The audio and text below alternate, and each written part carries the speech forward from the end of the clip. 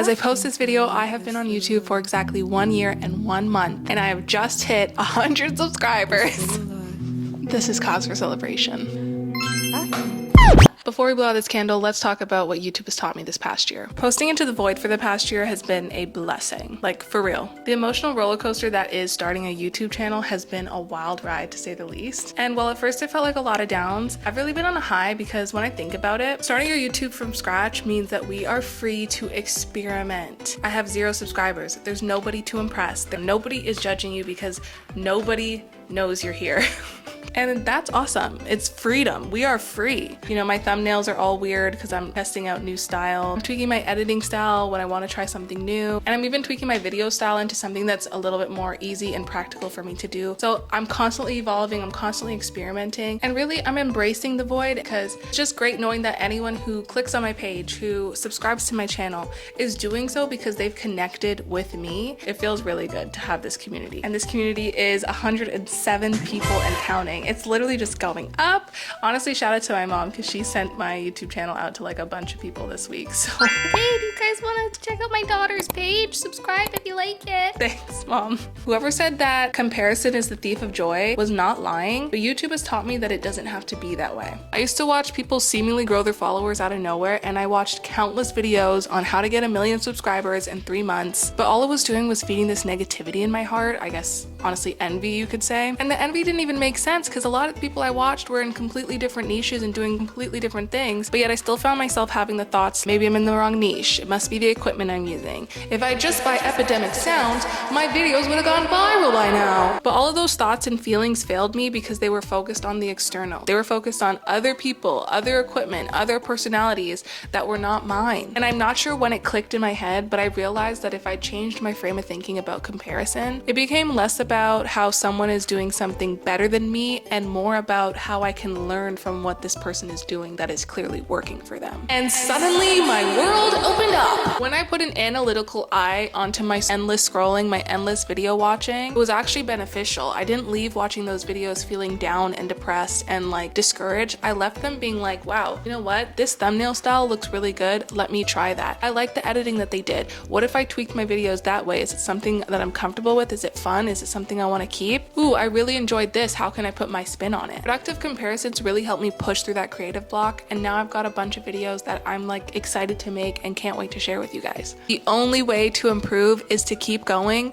and to be kind to yourself. I posted 8 long-form YouTube videos last year. My goal was to post 1 video a week, so I came up about 44 videos short of my goal. I decided to reset my goals this February and realized 1 video a week was ambitious for me because of all of the things that I got going on. It was a lot to do and it was an unrealistic goal. This year, I realized I could commit to posting 2 videos per month. So far, I've posted 3 videos this month, and I'm set to post this video this month as well. So I don't know what in the reverse psychology happened, but taking off the pressure of posting once a week has actually helped me to post once a week. Whereas last year, I would fall short of my goal and then go into like a little depression and be like, you know, it's so hard. I have so many videos to edit and it's all taking me so long and blah, blah, blah, blah. Being kind to myself and giving myself the room to breathe and not hold these crazy standards actually allowed me to flourish even more than I expected and sort of be consistent in my own way. My goal is still 2 videos a month, but if I'm feeling good and I'm feeling up to it and the creative juices are flowing, then I'm gonna post more, and that's what's been happening so far. So I've been able to actually find enjoyment from this work instead of feeling like it was a job that I had to do and like just putting myself into that deep dark spiral that if you've made a YouTube channel, you know what I'm talking about. I say that to say, keep going, keep checking in with yourself, be kind to yourself, and do what works for you. If it's 1 video a month, that's okay. Just try to hit that because YouTube is about the long game. So you need stamina more than anything else. And if you're working on a timeline that is gonna burn you out in 2 months, then you're gonna ghost your YouTube channel for 8 months like I did.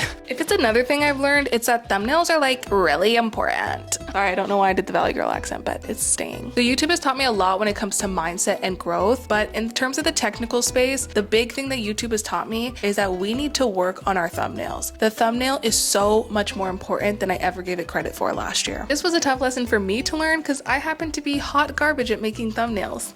But we're learning and we're growing, so it's fine. You need to work on your thumbnail first. I really like my videos. However, people will not watch your videos if they don't click on your thumbnail. You have to put effort into your thumbnail. The practice that I'm currently doing right now, which you should do as well if you're not, coming up with an idea and then immediately working on the thumbnail for it. If I'm unable to imagine what I consider to be a good thumbnail, then it's not going to be a good video. We need to stop the scroll. So whatever is going to catch somebody's attention and make them click, make them curious, is something that you should be working on. So I try to just adapt and tweak things every time I make a video. It's helped me rejig my mindset around that, and I'm really starting to focus on the aspects of a thumbnail that makes it clickable.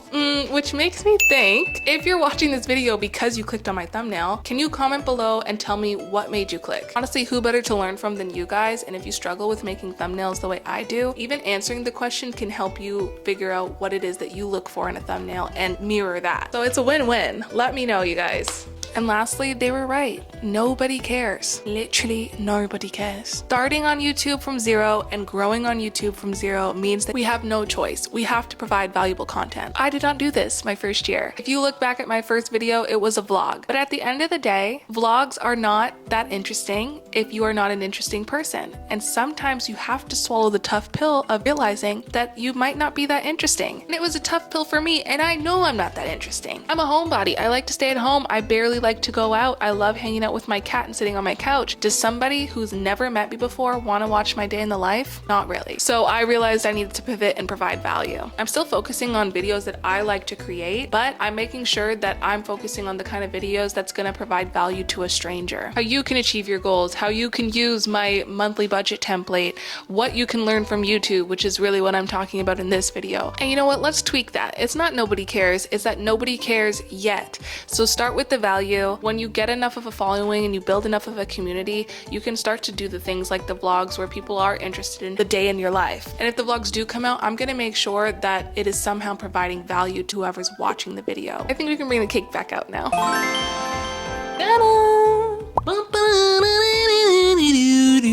YouTube has completely changed my life. And I want to celebrate these wins because I am so grateful for every single one of you that has subscribed to my channel. You don't know how much it means to see you guys comment on my videos and sort of engage with the content. I literally FaceTime like my mom and I'll be like giddy jumping around for the first 10 minutes reading you guys' comments. So it's really special to me. I really want to celebrate this milestone with you guys. You're the reason that I'm celebrating it. Like, this is for us. This is our cake. It's a new year. Wherever you are on your journey, whether you're doing YouTube or doing something else, you're passionate about something, go after it, don't give up, keep going, and be kind to yourself. You will get there. I believe in you. And if you are a YouTuber, whether you just started a channel, whether you have 1 subscriber, 100 subscribers, 1,000, 1,000,000, or you're thinking about starting a channel, this is your sign to do it. And I hope that you use YouTube to step out of your shell and nurture the creative being that's within all of us. This is our cake. You guys can close your eyes and make a wish and we'll blow it out together. Am I being corny? Come on, now close your eyes and you're gonna think about your goal, whether it's for YouTube or something personal you've got going on. Make the wish. Okay, this is a big wish. Let's blow out the candle in 3, 2, 1. Yay! You don't want it because my breath has been on it. I totally get it. I'm the same way. I'll eat this for you. I'll save you a slice. Please like, comment, and subscribe if you enjoyed this video. I will see you soon. Love you. Bye. Who doesn't like chocolate? Okay, it's a mess. No, I'm joking. That's so gross. I'm PMSing for sure because this has hit so many spots right now.